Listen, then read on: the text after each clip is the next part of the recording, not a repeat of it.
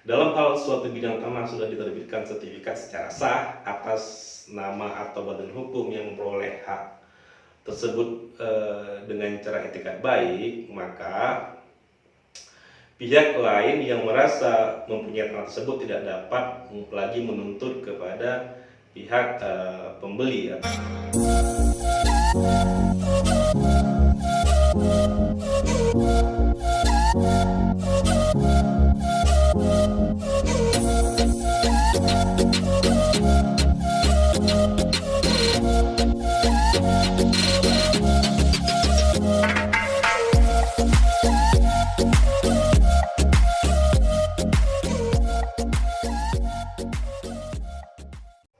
Assalamualaikum warahmatullahi wabarakatuh. Salam keadilan. Oke, bertemu kembali bersama kami Rumah Hukum pada malam ini. Untuk pertemuan kali ini kita akan membahas atau mendiskusikan terkait pembeli beretikat baik. Dalam hubungan masyarakat, tak jarang kemudian muncul permasalahan antara penjual dan pembeli, khususnya dalam proses jual beli tanah. Nah, sering sekali si pembeli merasa dirugikan atas hadirnya pihak ketiga yang mengaku bahwa ia juga mempunyai hak atas tanah tersebut. Sebagai contoh, misalkan seseorang membeli sebidang tanah, kemudian diketahui bahwa tanah tersebut bermasalah, entah tanah tersebut sedang dalam sengketa atau tengah dijaminkan kepada pihak lain, ataupun si penjual sebenarnya bukan orang yang berhak untuk menjual tanah tersebut. Nah, apabila terjadi hal yang demikian, pembeli yang beretikat baik tentunya menjadi pihak yang sangat dirugikan. Dalam beberapa peraturan perundang-undangan telah mengatur secara tegas terkait perlindungan hukum bagi setiap pembeli yang beretikat baik tersebut. Nah, bagaimana hukum kita melindungi setiap pembeli yang beretikat baik? Dalam surat edaran Mahkamah Agung nomor 4 tahun 2016, khususnya Kamar Perdata, telah mengatur mengenai pembeli beretikat baik. Bagaimana seseorang dapat dikategorikan sebagai pembeli beretikat baik berdasarkan surat edaran Mahkamah Agung tersebut. Nah, yang pertama, melakukan jual beli objek tanah dengan prosedur dan dokumen yang sah sebagaimana telah ditentukan di dalam peraturan perundang-undangan, yaitu dengan cara yang pertama, membeli tanah melalui proses lelang. Yang kedua, membeli tanah melalui pejabat pembuat akta tanah.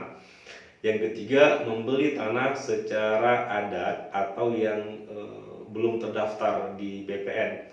Membeli tanah secara adat harus memenuhi beberapa unsur.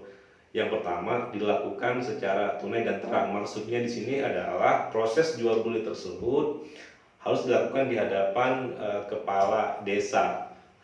Nah, yang kedua, harus meneliti terlebih dahulu objek tanah yang akan dibeli, apakah tanah tersebut ada silang sengketa dan lain sebagainya. Yang ketiga, pembelian dilakukan dengan harga yang layak.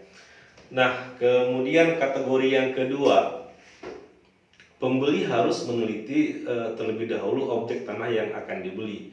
Hal ini dapat dilakukan dengan beberapa cara. Yang pertama, meneliti terlebih dahulu apakah penjual adalah orang yang berhak atau memiliki hak atas tanah tersebut. Yang kedua, objek yang akan diperjualbelikan tidak dalam status jaminan atau hak tanggungan. Yang ketiga, ketika tanah sertifikat, maka harus memperoleh keterangan dari BPN. BPN maksudnya di sini apakah tanah tersebut diblokir atau maksud saya apakah sertifikatnya itu diblokir atau tidak. Nah, jika kriteria pembeli yang beretikat baik ini telah terpenuhi, meski di kemudian hari diketahui tanah tersebut dibeli dari orang yang tidak berhak yang menjualnya, maka tanah yang sudah dibeli oleh pembeli yang bertekad baik tidak dapat diganggu oleh pihak siapapun. Pemilik tanah yang asli hanya dapat mengajukan gugatan ganti rugi kepada pihak penjual, bukan kepada pembeli yang beretikat baik.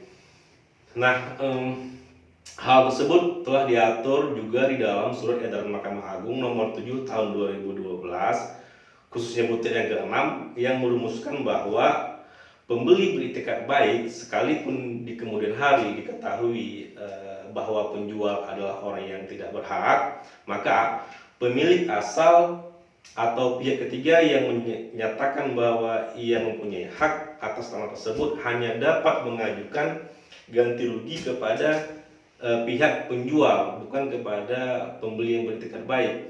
Hal ini tentunya menguatkan ketentuan pasal 32 ayat 2 Peraturan Pemerintah Nomor 24 Tahun 97 yang menyatakan bahwa dalam hal suatu bidang tanah sudah diterbitkan sertifikat secara sah atas nama atau badan hukum yang memperoleh hak tersebut dengan cara etikat baik, maka pihak lain yang merasa mempunyai tanah tersebut tidak dapat lagi menuntut kepada pihak pembeli atau pihak yang pembeli yang beretikat baik tersebut. Nah, dalam hal ini Rumah Hukum ingin menyampaikan bagi Anda yang ingin membeli tanah, alangkah baiknya untuk meneliti terlebih dahulu baik itu lokasi tanahnya ada di mana, kemudian surat menyurat dan segala macamnya. Nah, sekian dari kami, semoga bermanfaat informasi ini. Tetap jaga kesehatan di masa pandemi. Salam keadilan, salam dari Rumah Hukum.